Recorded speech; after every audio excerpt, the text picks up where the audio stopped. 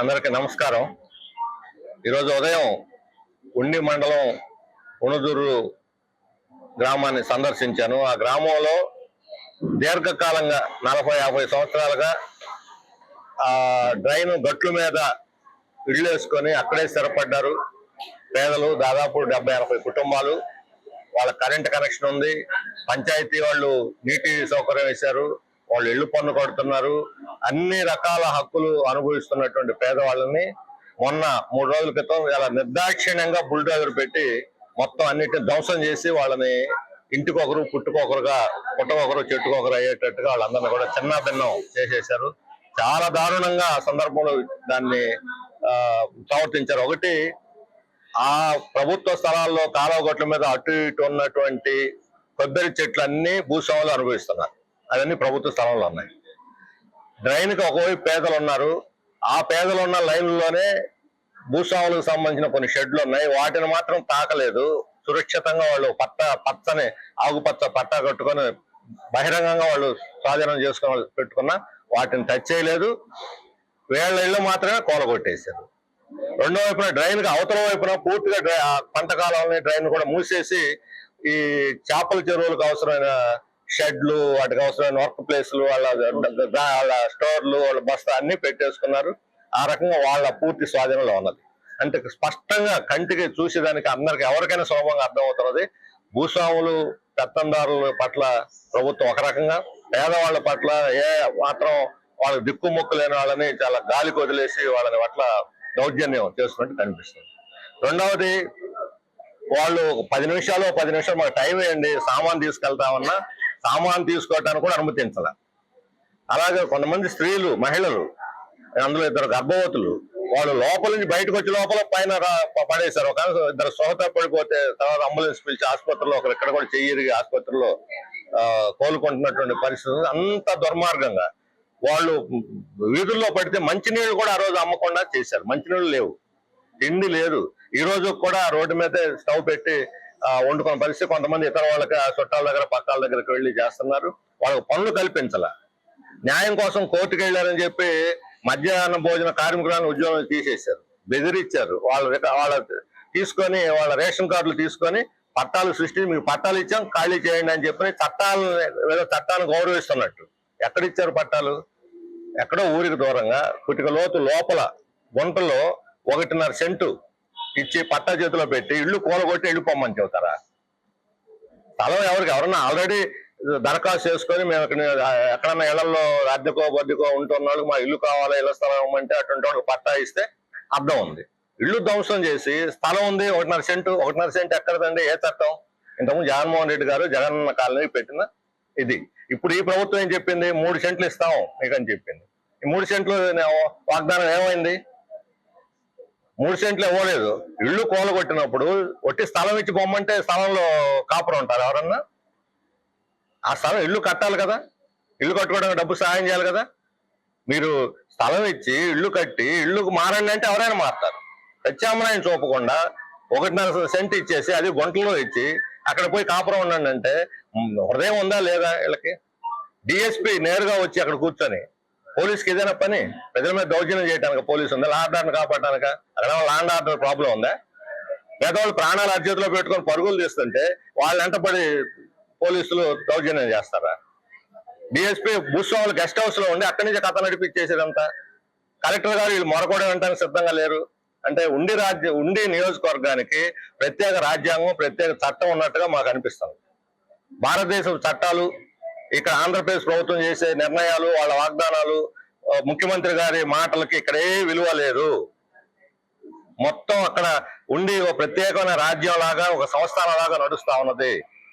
ఇది ఇప్పుడు 3 నెలలుగా ఈ రకమైన అరాచకం సాగుతుంటే, విధ్వంసం సాగుతుంటే ప్రభుత్వం చోద్యం చూస్తాం, అధికారులు మద్దతు ఇవ్వటం, నోరు మెదవకపోవటం, ఇది న్యాయం అని చెప్పి మేము అడుగుతున్నాం. అందుకని ఇప్పటికైనా సరే ప్రభుత్వం జోక్యం చేసుకొని ఆ కూలగొట్టినటువంటి ఇళ్ళు వాళ్ళందరికీ కూడా న్యాయం చేయాలి. ఇళ్ళకి ఒక్కొక్కరు 5 లక్షలు 10 లక్షలు అప్పులు చేసి ఇప్పుడు కూడా అప్పులు చాలా మంది చూస్తున్నాం. ఆ ఇల్లు ఎంత వాళ్ళు కట్టుకున్నారు కష్టపడి. ఇప్పుడు మళ్ళీ ఇల్లు కట్టుకోవడానికి డబ్బులు ఇవ్వకుండా ఎలా ఇల్లు కట్టుకుంటారు? అందుకని వాళ్ళకి ప్రత్యామ్నాయ స్థలం 3 సెంట్లు ఇవ్వాలి, అలాగే ఇల్లు కట్టుకోవడానికి డబ్బులు ఇవ్వాలి. ఈలో ప్రభుత్వమే వాళ్ళకి తిండి, స్వస్థ ఏర్పాటు చేయాలి. కనీసం తిండి పెట్టరా? వర్షం వస్తే గోడ కొడితే ఊళ్ళో పెడతాం, ఇల్లు కోల కొట్టే వీధుల్లో పెడితే వాళ్ళకి తిండి కూడా పెట్టదు ప్రభుత్వం. మంచినీళ్ళు ఇవ్వదా? ఇదేమి న్యాయం అని చెప్పని, ఇదేమి రాజ్యం? అందుకని వాళ్ళకి వెంటనే తిండి, మా పార్టీ ఆధ్వర్యంలో ఇప్పుడు తాత్కాలికంగా మేము తిండి ఏర్పాటు చేస్తున్నాం. దాంతో సంతృప్తి జరగదు, వాళ్ళకేం న్యాయం జరగదు. ప్రభుత్వమే ఇళ్లు కట్టించి వాళ్ళకి పునరావాసం కల్పించిన దాకా వాళ్ళ తిండి, ఉపాధి, వాళ్ళకి కనీస సౌకర్యాలు ఏర్పాటు చేస్తున్న బాధ్యత ప్రభుత్వానికి. ఈరోజు ఆ పని చేయకపోతే రాబోయే రోజుల్లో ప్రజలను కూడగట్టి సిపిఎం, ఇది ఒక చోట కాదు మొత్తం నియోజకవర్గం జరుగుతుంది. కొన్ని జిల్లా అంతా అంటే అర్థం చేసుకోవచ్చు, జిల్లా కాదు ఒక నియోజకవర్గంలో జరుగుతున్నటువంటి విధ్వంసం. ఇది పేదల ఇళ్ళు, దేవుడు గుళ్ళు పోల్చటమే ఉండి నియోజకవర్గంలో పనిగా పెట్టుకున్నారు. రామకృష్ణరాజు గారు బహిరంగంగా చెబుతున్నాడు, ఈ పేదల ఇళ్ళు ఉండటానికి లేదు, ఈ గుళ్ళును కూడా కూలగొట్టిస్తామని చెప్పని. అంటే పేదల ఇళ్ళు, దేవుడి గుళ్ళు కూలగొట్టడం కదా అభివృద్ధి అంటే, నిర్మాణం అంటే? వాళ్ళకి ఏదైనా మేలు చేయాలి. వాళ్ళకి మీరు ఎన్నికల ముందు చెప్పిన మాటలు ఏమిటి, ఈరోజు చేస్తున్నటువంటి పని ఏమిటి? పెత్తందారులు వాళ్ళ చేపల చెరువులకి ఏం అర్థం కాకూడదు, వాటి వాల్యూ పెరగపోవాలి, రావటానికి పోవటానికి ఉండాలి, వాళ్ళు రోడ్లు వేసుకోవాలి. ఒక ఊర్లో మత్స్యపూరిలో వాళ్ళు చేసినటువంటి తప్పు ఏమిటంటే, వాళ్ళ పాపం మాకు రోడ్డు వేయండి మా కాలనీకి అన్నారు. రోడ్డు వేస్తే అసలు మీ ఇళ్ళే ఆటంకం, రోడ్డు ఏందని చెప్పి ఇల్లు లేపేసి భూస్వాములకు పొలాలకు రోడ్డు వేస్తున్నారు. ఇదేమి న్యాయం అండి? న్యాయస్థానాల్లో కూడా వాళ్ళకి న్యాయం దక్కలేదు, కలెక్టర్ గారి దగ్గర న్యాయం దక్కలేదు. ఎక్కడ పోయి చెప్పుకోవాలి, ఎక్కడ మొరపెట్టుకోవాలి? అందువల్లే ఈరోజు ఈ ఘటనలన్నింటినీ కూడా ఉనుదూరులో కానీ ఇతర గ్రామాల్లో ఈ రకమైన విధ్వంస కార్యక్రమాలు మేము తీవ్రంగా ఖండిస్తున్నాం. వాళ్ళ పునరావాసం కోసం వాళ్ళకి మళ్ళీ తిరిగి వాళ్ళకి నివాసం ఏర్పాటు చేశాక మేము పోరాడతాం. ప్రభుత్వం దీన్ని వెంటనే స్పందించి ముఖ్యమంత్రి స్వయంగా జోక్యం చేసుకుని విధ్వంసాన్ని ఆపి పేదలకు న్యాయం చేయాలని చెప్పి మేము డిమాండ్ చేస్తాం.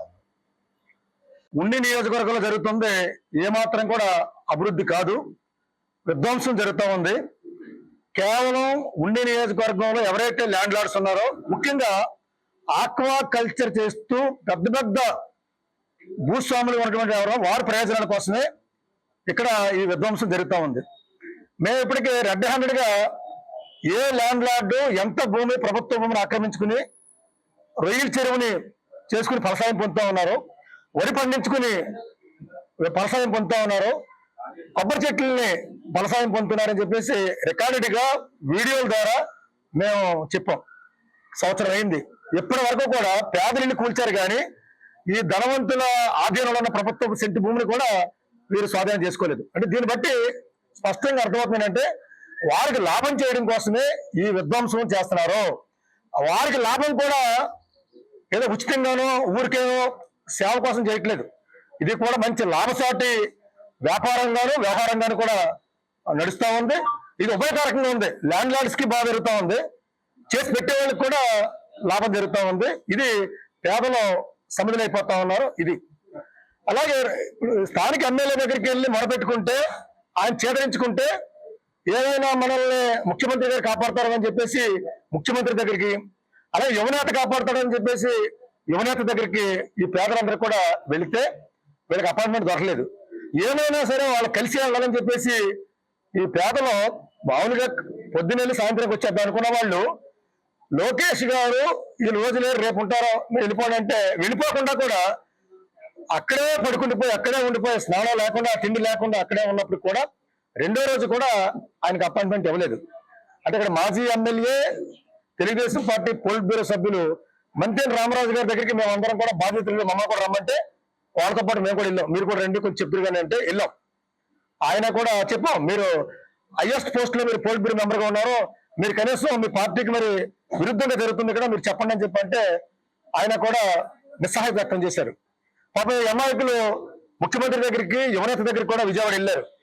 చివరికి వాళ్ళ అపాయింట్మెంట్ కూడా ఇవ్వలేదు. ఇప్పుడు అర్థమైంది. అంటే ఇవన్నీ కూడా ఒక తానులే కొట్టలే తప్ప ఈయన వేరు ఆయన వేరు కాదన్నది వీళ్ళకి అర్థమైంది. ఇక్కడ మేము చెప్పదలుచుకుంది ఏంటంటే, మేము అధికారులు అడిగాం, మీరు దేనికోసం వీళ్ళు తొలగిస్తున్నారో, అంటే రోడ్డు వేస్తారా, కాలువ మరమ్మతు చేస్తారా, దేనికోసం మీరు చేస్తున్నారంటే ఈ జిల్లా కలెక్టర్ గారి దగ్గర నుంచి కానీ అధికారుల దగ్గర నుంచి ఎవరి దగ్గర నుంచి కూడా సరైన సమాధానం లేదు. సిపిఎం పార్టీ అభివృద్ధికి మేము వ్యతిరేకం కాదు, మీరు రోడ్డు వెడల్పు చేయండి, కాలువలు తవ్వండి, అభివృద్ధి చేయండి.